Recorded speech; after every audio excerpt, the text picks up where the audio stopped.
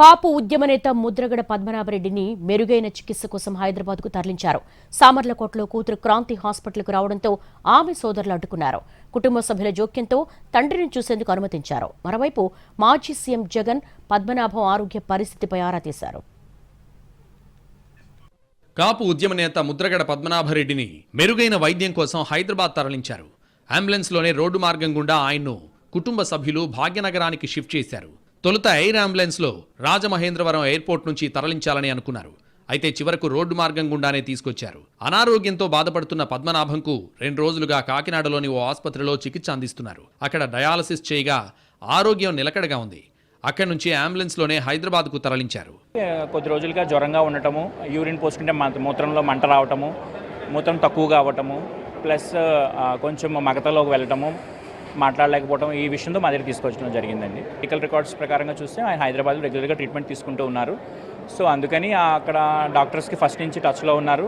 And further మెరుగైన వైద్యం కోసం, ఎందుకంటే కేవలం కిడ్నీ ఒకసారి 2 సార్లు చేసే డయాలసిస్ చేస్తే సరిపోదు ఇది. సో ఫర్దర్గా కూడా డయాలసిస్ చేయాల్సిన అవకాశం అవి కూడా ఉండొచ్చు కాబట్టి మెరుగైన వైద్యం కోసమని అక్కడ షిఫ్ట్ చేయడం జరిగింది. పద్మనాభరెడ్డిని చూసేందుకు కూతురు క్రాంతి హాస్పిటల్కు వచ్చింది. అయితే కొడుకు గిరి మాత్రం మొదట ఒప్పుకోలేదు. కుటుంబ సభ్యులు కన్విన్స్ చేసి ఒప్పించారు. క్రాంతి తండ్రి చేయి పట్టుకుని మాట్లాడే ప్రయత్నం చేశారని బంధువులు చెప్పారు. హైదరాబాద్లోని ఆసుపత్రికి తరలించే ముందు ఒకసారి ఇంటికి తీసుకెళ్లాలని ఆయన కోరారు. దీంతో ఆయన్ను అంబులెన్స్లో కిర్లంపూడికి తీసుకెళ్లారు. చేయి పట్టుకున్నారండి. ఆయనకి మాట్లాడాలనే ఉంది, కానీ నన్ను ఆపేస్తున్నారు.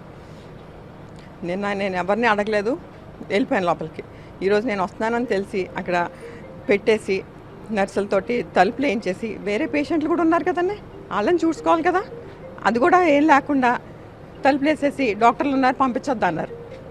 కానీ 4 రోజులు అయిందండి కాకినాడలో వచ్చి. ఇప్పుడు దాకెందుకు, నిన్నటి దాకెందుకు వదిలేశారు?